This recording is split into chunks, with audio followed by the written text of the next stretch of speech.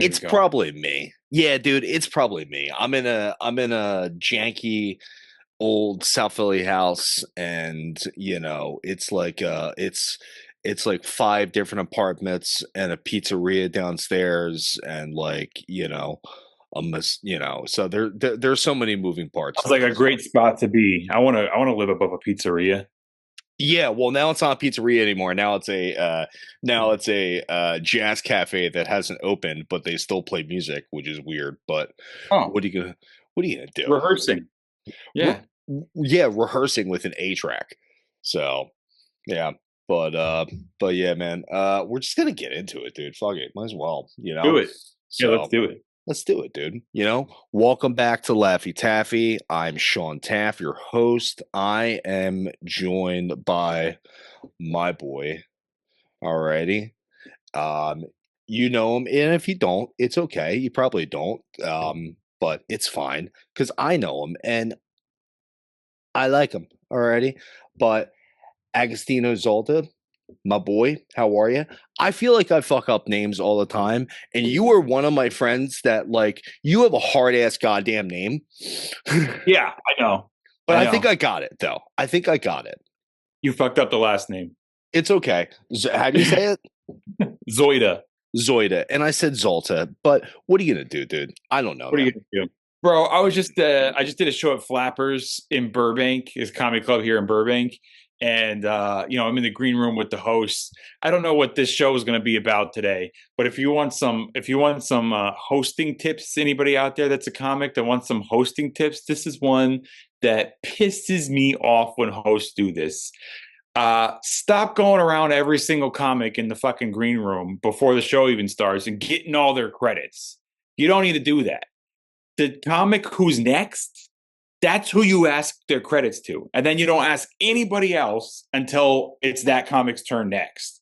Stop getting everybody's info because you don't need to think about anything except for number one, your set, your own performance.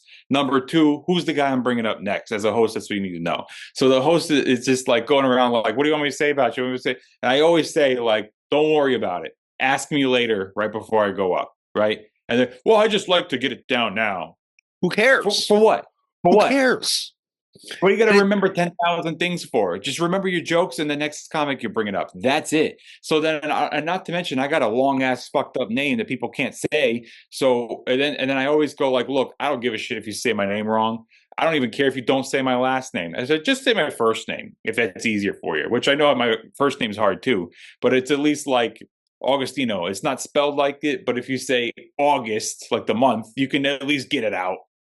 And like you just say mm, that, and then the chick brings me up, and she's like, like you couldn't even get the first name. That's what happens when you're all worried about everybody's fucking credits. Who gives a shit? yeah. Who cares if this Anyway, chick was that's my on opening fucking rant. who cares if this chick was on My Name is Earl? Just keep it Yeah, moving. We got 20 there's. comics, dog. Who cares? I think if you host comedy shows, there should be a completely different class that you should have to take besides just a regular old comedy class if you want to take a comedy class. But I think that there should be classes that teach people like the do's and don'ts of hosting. I think I it's a think whole other beat. I think that's something that uh, comedy classes don't teach. And Yeah, I've never done a comedy class personally. I have friends that teach comedy classes, and yeah. God bless them, respect them, all that stuff. But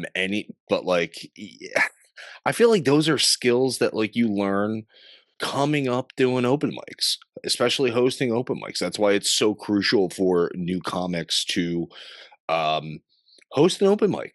Host the open mic. You go to an open mic all the time. You sign up and things like that, and say you're fucking. You hate being the 30th fucking comic up there. Ask to say, hey, can I guest host? Like you'll take one half, you'll take the other half, and yeah, it sucks, but you learn those skills. What we're talking about Yeah, at the now. end of the day, doing it's the only way to learn. But there's little avenues and shortcuts that I think that you can. I've never voluntarily taken a comedy class, but I worked at a comedy club, and I had to unlock the door for because the classes were in the morning at the comedy club, so I had to unlock the door for the class, and I would just sit there I had to like clean the club while they were teaching their class and stuff, and I would just sit there and listen to it. And I'm not going to tell you that I didn't learn some cool stuff, but no one's talking about hosting. I've heard people talk about like how to be a good crowd work comic or how to write jokes, you know, but no one talks about like what you should do as a host. I also think there should be a class on how to tour. Like no one teaches you this stuff. Like I Yes. was very privileged to be at early on to be taken on the road by a lot of experienced guys, and I got a master class on stand up, but also I got a master class on how to tour. You know how to pick the right flight, what not to eat when you're. These are things that comics don't think about. You know, I mean, I toured with Joey Diaz for a long time, and we learned you always take the first flight out. When you don't take the first flight out, you're subject to delays. That's number one. Number two, you don't eat shit that you're probably going to get sick. You know, if you're at a place where there's no ocean nearby, don't have fucking seafood. Don't go get sushi and raw oysters. Next thing you know, you're shitting in the bathroom, and you got to be on stage in 10 minutes. You know, like you got to avoid all that shit. I was on the road with Joey one time, and we were getting breakfast before at the airport, waiting for our flight. And I got a breakfast sandwich, and they go, "You want scrambled, or do you want sunny side up?" And I said, "Scrambled." Joey goes, "Don't ever get the fucking scramble when you're on the road. Always get the sunny side up. You want to see the yolk. If you don't see the yolk, it could not be eggs." so you know, Yo, the man has a no fucking one point. teaches a class for this shit. The man has a point.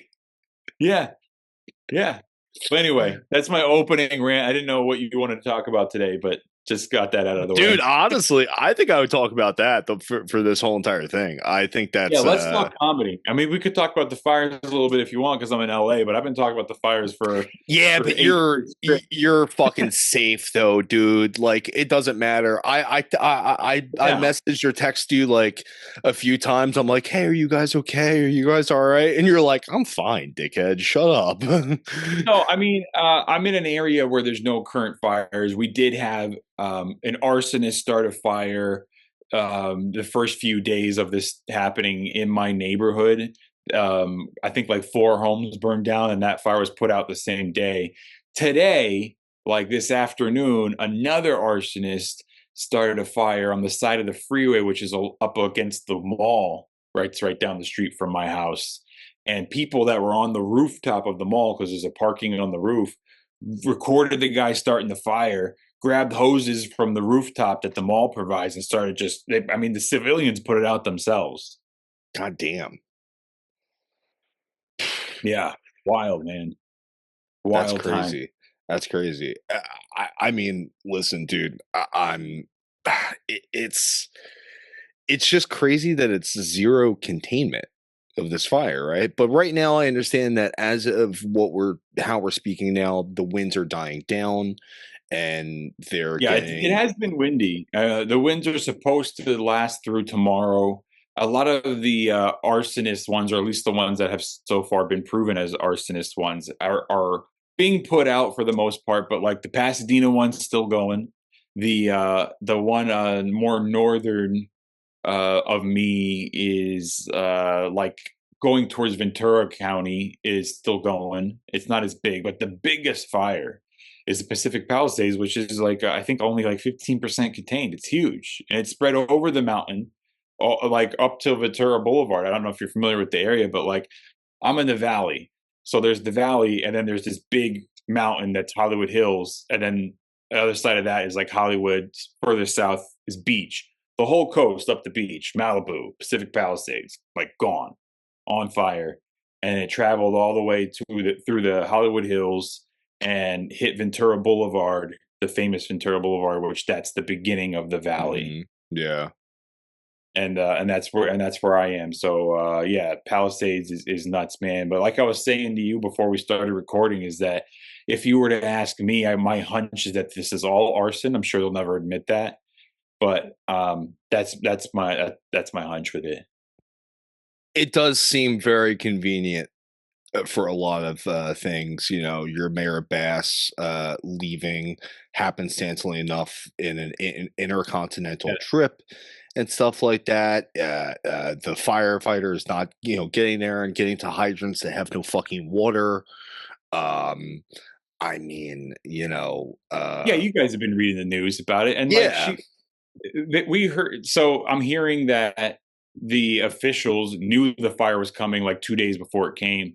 Karen Bass said, "No, I will not take my trip," and then took it anyway. And then also like didn't start to evacuate people when we knew 2 days before. You don't get the evacuation until the fire's at your doorstep. It just seems a little convenient. Look, I got all my theories, and just like COVID, there's a thousand fucking whatever you want to call them, conspiracy theories or not. But everybody had their theory of why COVID happened. yeah. Was it really China trying to kill us? Some people said, what was it to make money off vaccines? Was it to there's a bunch of different theories. Is it be to so that we can vote from home? So we can. Yeah. COVID happened. It was like so we can vote from home or electronically, so that it was easier for them to cheat the election. And I think the Or could answer is it, or none could of they, that. or could they figure, or what I personally think happened is that it was a happy accident and they all sent us home and they realized, let's see how far we can actually stretch this, and let's see how far we can push the needle. You know what I mean? In some sort of a Yeah, psyop that's a very nice somewhere. way of you to think. But I like your optimism. I Yeah. don't think Well, guess what? the point I'm getting at is all of those theories, and then someone might say, "I think it's this," or I think it's this." I think that often when there's an agenda, it's all theories are correct. I don't think that they will do something to serve one purpose. I think it serves a lot of purposes, and I think the same thing with if you want to entertain the idea that the fires were on purpose. So same thing. Like, oh, is it because they want to buy all that land? Probably. I mean, Palisades has $30 million homes, and a lot of those people have been in there for decades, and they probably paid only like 3 million for the home back in 1950, whatever, and now it's worth 30. And they want that land, and they're not going to pay that price. Burn it down, buy it cheap, just like they did in Maui. I mean, that's one reason. There's other theories. I don't know. Now we're getting into conspiracy shit This where I'm turned hearing. this turned into fucking Sam Tripoli's tinfoil hat really quick, dude. I'm on that quite a bit. I don't appreciate the term conspiracy theorist. I prefer the term open thinker or free thinker, because for you to actually go like, well, what if it's this? It's just a human being thinking and not trusting everything you're told, which I can appreciate. I'm not saying it's all true, but you always have to have your guard up, and because we're constantly being lied to, they're constantly doing shady shit. And another one I heard was that they're trying to destroy evidence because it hit Palisades, Malibu, and Hollywood Hills. They're trying to destroy evidence of the Diddy parties or something like that. I mean, that's a deep one. That's a deep one, but to be honest with you, if I found out it was true, I wouldn't even bat an eye. Yeah, I kind But of like that one. Honestly, out of all of them, I kind of like that one. but again, I say that when one thing happens, it's to serve many agendas, not just one. So it's probably all true. And then another one. This is my own theory. You cannot find this on the internet anywhere until now. This is going to be the first time this theory is ever told anywhere on your podcast, sir. I can't wait to Because clip it and put you on a watch list. That's amazing. All right, let's do this is my it. own. Okay. And this is going to be an interesting one, and people are going to call me nuts. But anyway, I'm a free thinker. So what's wrong with me just coming up with this shit on my own? There's nothing on the internet that pushed me to think this other than me coming up with it. Okay. So we all saw this last election. They showed the big map of the United States, right? And the sea of red, because majority voted for Trump, correct? Mhm. You look at California state, okay, which is normally a blue state, and it's majority red. Yeah. So they almost flip California fully red. Now, if you look at that same map and you zoom in on California and you look at the little pockets of blue that didn't vote for Trump in California, you know where those pockets are? They are exactly Pacific Palisades, Malibu, Hollywood. I mean, to like if you zoom in and then zoom in on the fire map, the areas that are on fire are literally those same blue pockets. So what does that mean? Does that mean that Trump was a part of the pawn this whole time of the Great Reset, and he's always been an actor, a part of, working for the evil people, just like they all are? Or does it mean that it's the evils trying to make California smaller? So you take everybody from those blue cities who are now house burned down, they have to move into those red areas, and now you're making the state more blue again. This is a wild Interesting. theory. That's a wild theory. Yeah. But listen, dude, again, like you said earlier, it's not necessarily conspiracy. It's just free thinking individuals thinking out loud. Yeah. And how I many mean, you times can go fuck myself, and that's fine, but I fucking thought it. Doesn't make it true. I just thought it. That's it all. also doesn't make it not true as well. And, Right. it's a pretty sound theory. It's a pretty sound theory, and also too, It's solid. happenstantly enough, yes, that is also the more blue areas in the map, but also too, that's where all the pedos are as well. Correct. So, And like I what do you? said, it solves many problems, not just one. Yeah, For where the higher elite evils are that run the world. well, what are you gonna do? Who cares? What are you gonna do? Anyway, we can get off that topic. What do you want to talk about today, bro? I don't know, man. I mean, I do. We went deep. We went deep down the Gotta go fire. deep I up like it. front. I You like it, gotta keep up front. You gotta let people know from the beginning this is the ride that they're coming along for. My dude. I This got so into the conversation. My dog just came over here. I don't know if you saw me petting something before. My dog came over here to check on me. I thought you just got excited by our conversation and you just couldn't wait. So that's why I was like, all right, I guess he's gonna I get it. I get it. I understand. I'm a comic. No man, I mean, listen, dude, it's all interesting. I really want to touch back a little bit on what we were talking about with comedy though.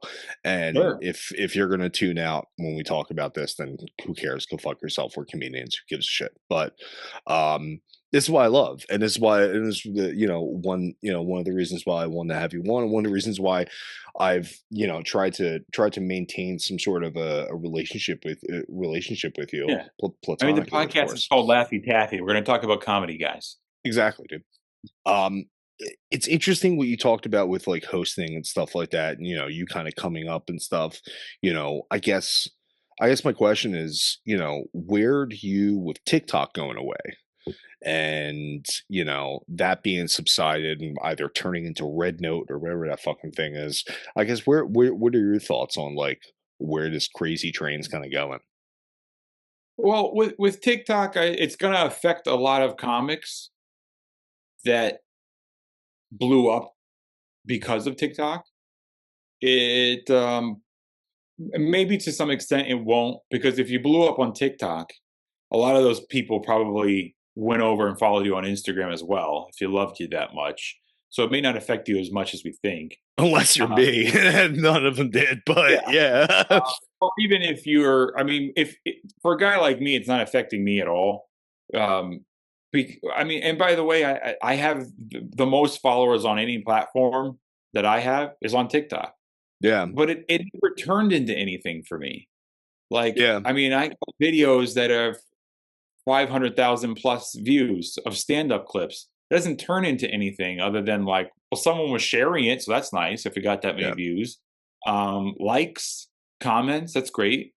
Not really turning into follows. It's not, I never saw it turning into um, ticket sales for me anyway. I think that it doesn't really start to affect you until you're in the hundred thousands of followers.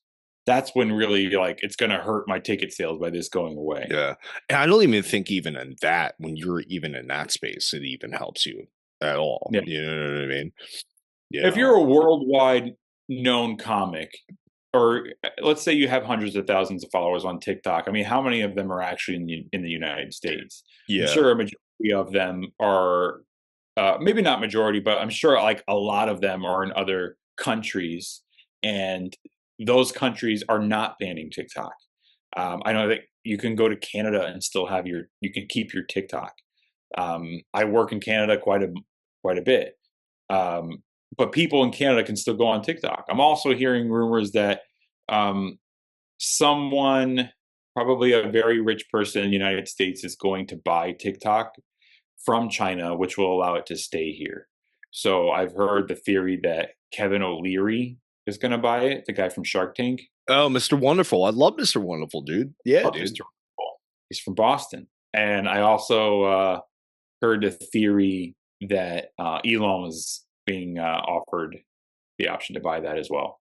Who knows if any of it's true? I don't think the Elon thing, just because I can't see them letting Elon kind of do that. But then again, he did buy TikTok, he did buy Twitter. So I heard Yeah, Mr. Beast. I think if anybody would have bought it, would buy it, and it would, I guess, thrive, would be probably Mr. Beast. yeah, I could see him doing that too. I mean, it's all hearsay right now, but Yeah, I mean, remember when Elon bought Twitter, he bought an American company. So this is correct. buying something from China, which I think would be a little bit more complicated on who they're willing to sell. But everybody's got a price.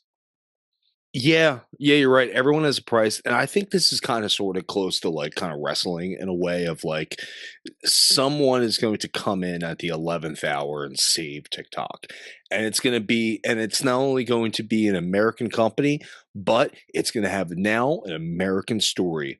A company that was on the verge of closing, and all of a sudden someone stepped in from the United States, bought it, and saved it.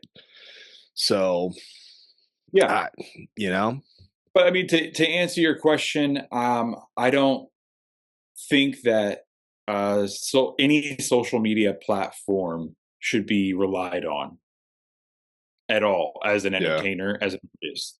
I think that a lot of artists became artists because of the popularity of their TikTok, which that's great, good for you, but it can't last forever. I think that you cannot grow as an artist if the foundation of you being an artist is reliable on an app.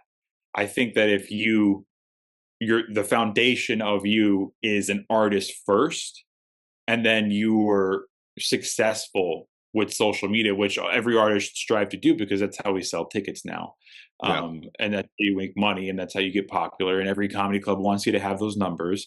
So I'm not saying that it doesn't matter, but I'm saying that if you relied on it, then you're fucked. yeah. You should have been.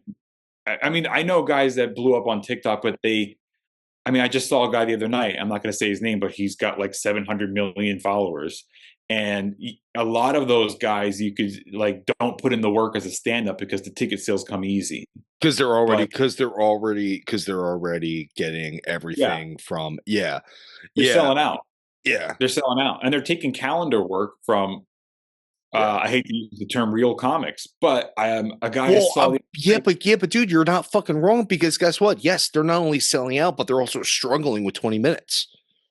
Yeah, I know. Yeah, they can't do the time.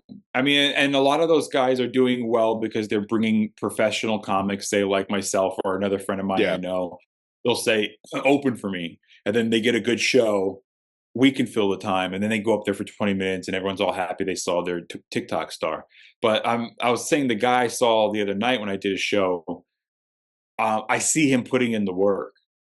And he's been big on social media for a long time, since Vine. And I'm not going to okay. say his name, but I'm just saying that he's one of the guys that I watch put in the work.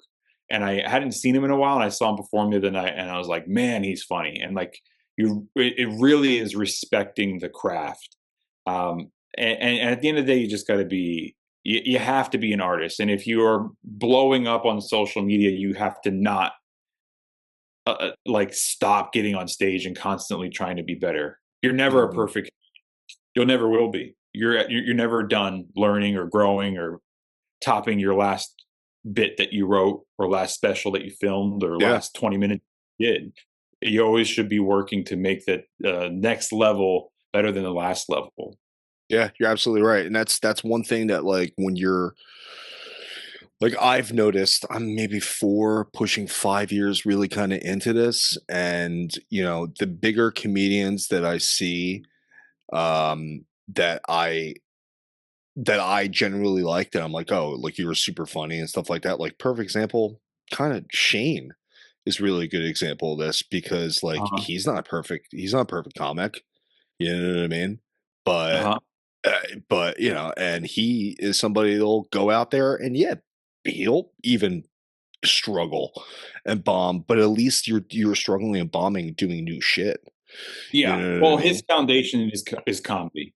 His Yeah. foundation isn't social media. He blew up later, but he was a comic first. Correct. Yeah, correct, correct, correct. Of course, of course. I had a Yeah. So guy I I, see him always going out and trying to work on his craft. I'm sure he does. I had a guy I was trying to get on here. Uh I don't want to say, actually, fuck it, I'll say his name. He's the guy that does the I don't care about burning bridges. I don't give a shit. He's the guy that does the Sebastian Maniscalco uh Well, the impersonator. impersonator. Yeah, his That name, but I know who you're talking about.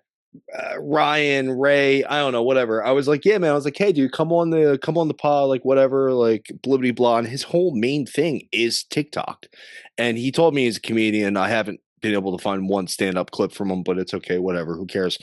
But like, he was like, yeah, man. He's like, yeah, dude, I'm super busy right now. Like, I don't really kind of have the time, but maybe like let's like circle back or whatever. And I kind of was just kind of sitting back thinking, like, well, dude, you're about to have a lot of time on your hands right now because this thing is going away. So I don't know Yeah. what you're gonna do, and I Well, I don't don't know know. the guy personally. Yeah, I don't know him personally, but he seems like a very nice fellow, and I He know seems that he's sweet. He seems on sweet. Instagram too. Like his Instagram is blown up. Anytime anyone's ever sent me a clip of him, it's been on Instagram. So I'm sure he's still got that. And I do see, And it's never a some. comedian that's probably sending it to you, is it? No, no, because I mean, comics are not going to send you that stuff. Yeah, It's no. yeah. I mean, I do think the guy's funny. He does good impressions. I don't know how he is as a stand-up, but I know that some of the clubs that I work, I will see that guy on the calendar now, and I'm like, oh, I guess he's doing stand-up. And I would imagine, pure guess, he's incorporating impressions and writing some jokes. And I hope he's got someone helping him with the Yeah, joke structure. If he's new to it, I don't even know. Maybe he comes from stand-up roots. I have no idea maybe. about the guy's back. And listen, and hopefully you and I will be able to open for this guy soon. All Yeah. right. So Yeah, I yeah, don't do any impressions. I won't step on your toes, bro. yeah, yeah, seriously. Yeah. I'll do dick jokes. I'll scream at the audience if you want. I mean, you know he's doing impressions. Imagine you bought a ticket to see that guy. He did no impressions. You'd be pissed. Yeah. He's got to do them. Yes. That's That's the like other thing. You can't live it down now.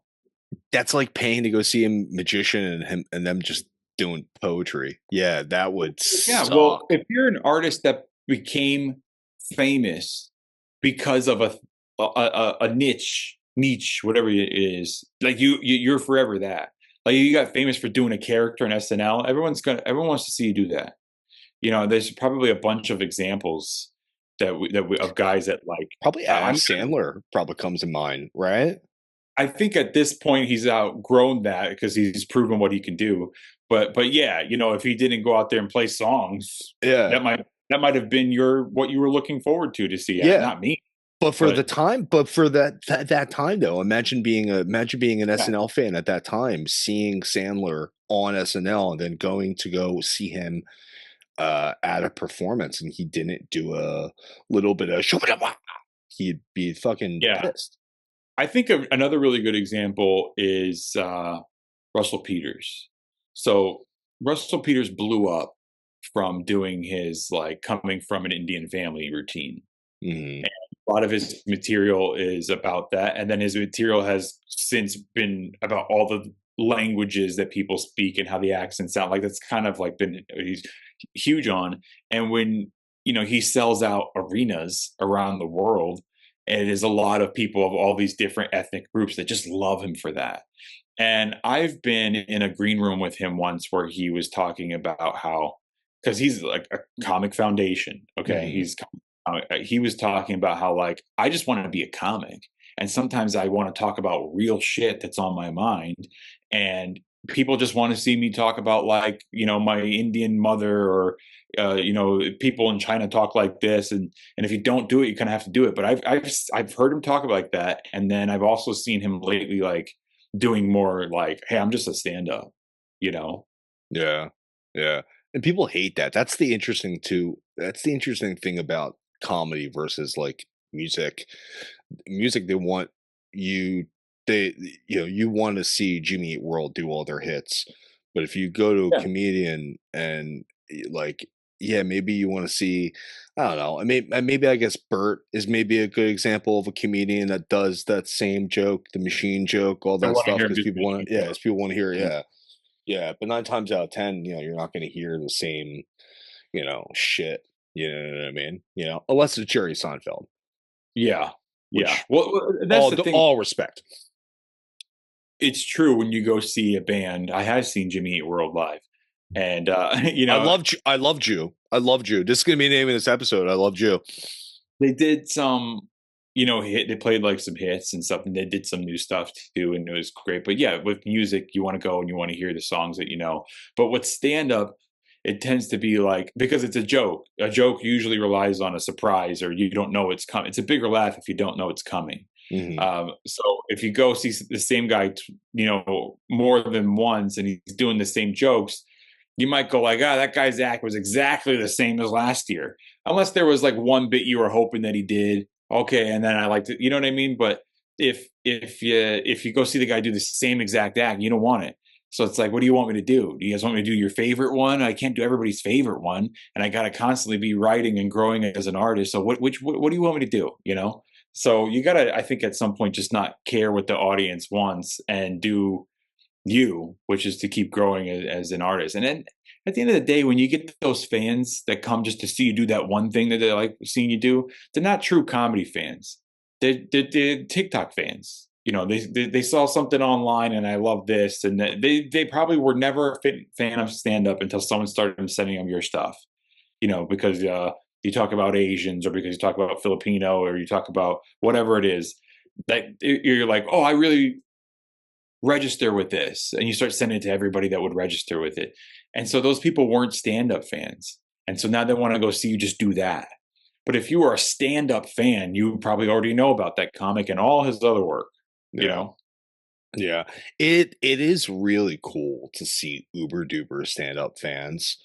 And like just people that like especially like here in Philly, we have Helium, we have Punchline, and it's really nice to see like kind of the familiar faces of like I'll be at a show or whatever, and I see this person that's not a stand up, but they're just an audience member, but they go to all these shows. You know what I mean? I mean, I was running a show in Northern Libs in Philly, and we had multiple people that kept coming back to the shows and even the open mics because they love stand up, they love comedy. You know what I mean? And that's such a rarity to kind of have, and like I cherish those people. I really do.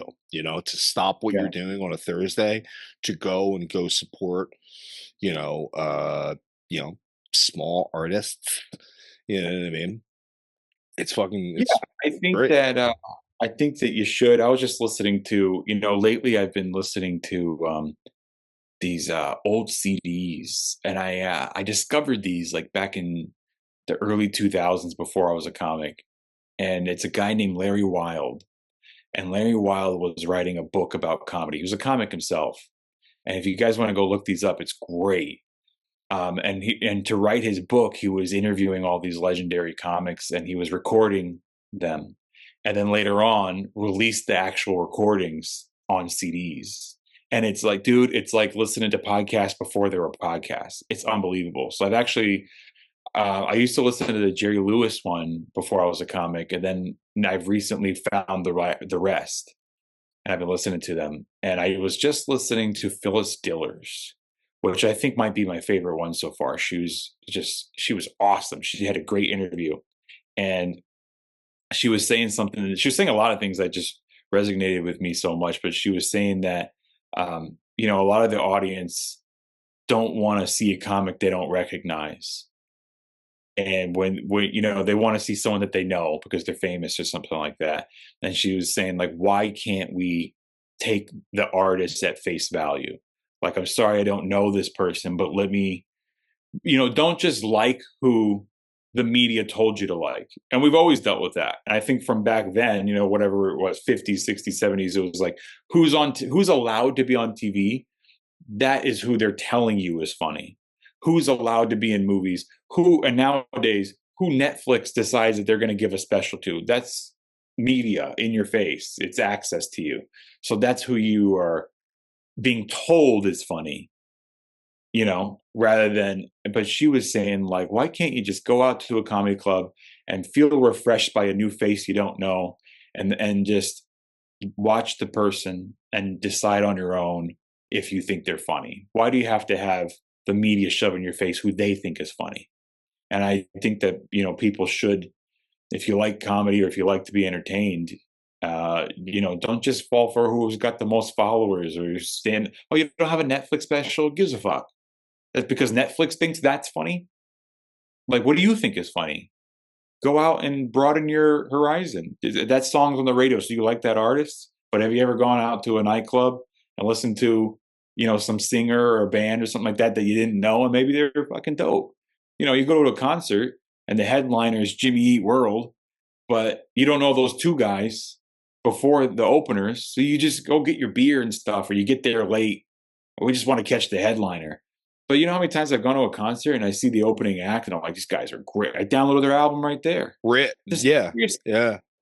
Yeah, that's one of my favorites. I think that's also too because I grew up with, like my dad uh was a musician. So like I always grew up with just you have to go to the when you're going to the concert, yeah, you want to see the headliner, but you want to see all the other opening acts. You know what I mean? Papa Yeah, Taff was so big with supporting the artist in any way, shape, or form.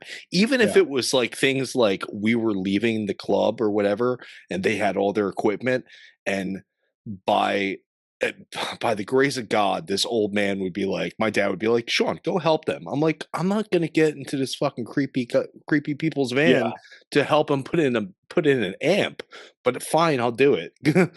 you know, I do love the true stand-up fans. I am one because I was listening to those How to Be a Comedian CDs before I was even a comedian.